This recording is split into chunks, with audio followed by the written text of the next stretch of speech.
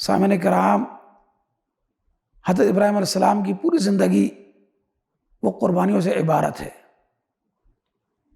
ابراہیم علیہ السلام بہت بڑے باپ کے بیٹے تھے، جو کہ حکومت میں ایک منصب رکھتے تھے، دینی لحاظ سے ایک بڑے پیشوا تھے، اور اگر ابراہیم علیہ السلام چاہتے تو وہ حکومت کی طرف سے ملنے والی سہولتوں سے عیش کی زندگی گزار سکتے تھے اور اپنے باپ کے بعد اس کی گدی نشین بھی قرار پاتے، لیکن انہوں نے ایسا نہیں کیا اور سب کچھ چھوڑ کر نکل کھڑے ہوئے۔ یہ ان کی سب سے پہلی قربانی تھی۔ پھر اس کے بعد جب انہوں نے وقت کے خداؤں سے انکار کیا اور انہیں اس کی پاداش میں آگ میں پھینکا گیا، تو یہ ان کی دوسری قربانی تھی، جس کے لیے انہوں نے جان داؤ پر لگا دی اپنی طرف سے۔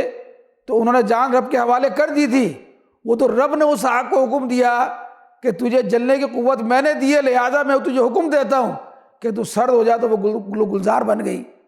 پھر اللہ کی خاطر انہیں جب اس آگ سے نکلے تو پھر زمین چھوڑنے کا انہیں حکم ہوا، انہوں نے اپنی زمین اس کی قربانی دی انہوں نے، اور وہ زمین چھوڑی، اور ساتھ میں ان کے اس وقت ان کی بیوی اور ان کا صرف بھتیجے حضرت نوح علیہ السلام تھے۔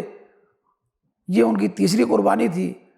اس کے بعد حضرت عذرا اور اسماعیل علیہ السلام کو مکہ کی بے آب و گیا وادی میں چھوڑنے کا حکم ہوا، اور جب وہ وہاں جا کر چھوڑا تو یہ ان کی چوتھی قربانی تھی۔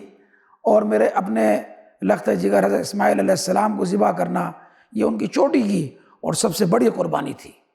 میرے دوستوں اور بھائیوں اور بہنوں، یہ کہنا بہت آسان ہے، جتنے آرام سے میں بات کو کر گیا اور آپ نے بہت آرام سے بات کو سن لیا، لیکن جس کو اپنی جان دینی ہو وہ اندازہ لگائے، جس نے اپنا وطن چھوڑنا ہو وہ اندازہ لگائے، جس نے اپنے بیوی اور بچوں کو جو ہے اپنے آپ سے جدا کرنا ہو وہ اس کا اندازہ لگائے، یا جس نے اپنے بیٹے کو اپنے ہاتھ سے ذبح کرنا ہو تو جس پر بیتتی ہے وہ بہتر سمجھتا ہے۔ تو ابراہیم علیہ السلام جو ہے وہ پوری قربانی سے وہ عبارت جناب تھی ان کی زندگی پوری۔ انسان کو کوئی بھی چیز میرے دوستوں اور بھائیوں اور بہنوں قربانی کے بغیر حاصل نہیں ہوتی، یہ اللہ کا دستور ہے۔ یہ سورہ فتح میں بھی ہمیں ملتا ہے آیت نمبر 48 میں کہ تم اللہ کے دستور میں کوئی تبدیلی نہ پاؤ گے۔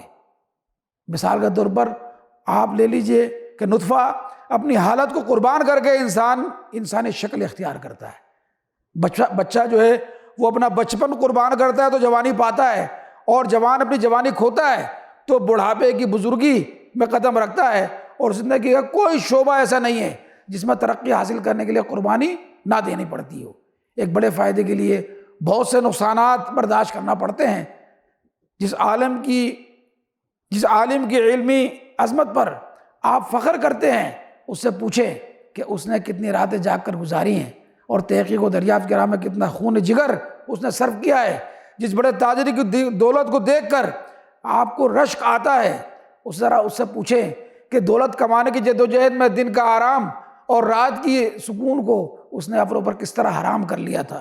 غور سے دیکھیں تو معلوم ہوگا کہ اسلام میں اول سے آخر تک سب کچھ قربانی ہی قربانی ہے۔ انسان روح کے بغیر کچھ نہیں، اور روح امر ربی ہے، یہ اللہ کا وہ حکم ہے جو کسی کو نظر نہیں آتا۔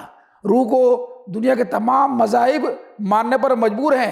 اگر انسان زبان سے اللہ کا شکر ادا کرے لیکن دل میں تعظیم نہ ہو اور جسم اس کے آگے نہ جھکے تو بات مکمل نہیں ہوتی۔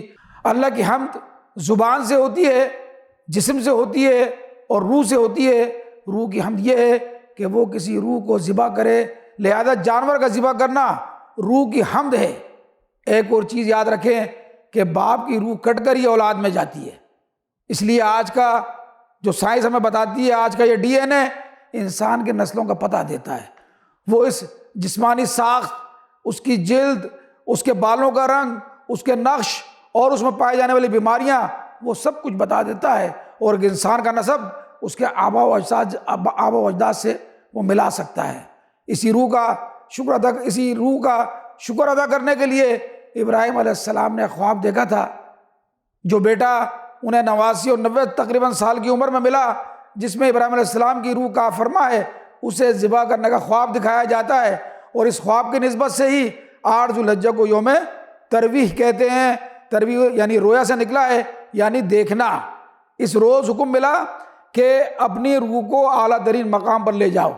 روح جسم کے ساتھ جڑی ہوتی ہے، لہٰذا اسے چھوڑ کر روح کی قربانی نہیں ہو سکتی، اسی لیے جسم کو ذبح کیا گیا۔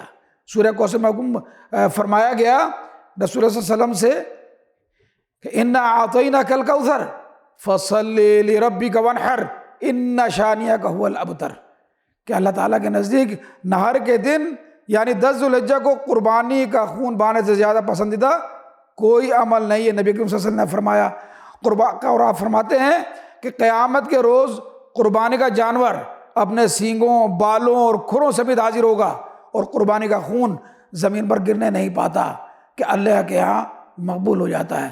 لہٰذا قربانی دل کی خوشی پوری آمادگی سے کیا کرو۔ ترمذی اور ابن ماجہ کی حدیث ہے۔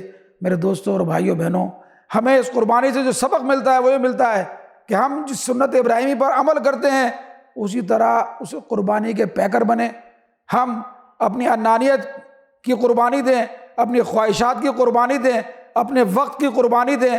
ہم اپنی جب ضرورت پڑے تو جان کی قربانی دینے سے بھی دریغ نہ کریں۔ تو اللہ سبحانہ و تعالیٰ سے دعا ہے کہ اللہ ہمیں اسی جذبے کے ساتھ جو ہے وہ قربانی کرنے کی توفیق عطا فرمائے، اور اللہ تعالیٰ اس کو اعلیٰ درجے میں قبول فرمائے۔ وآخر دعوانا ان الحمد للہ رب العالمین۔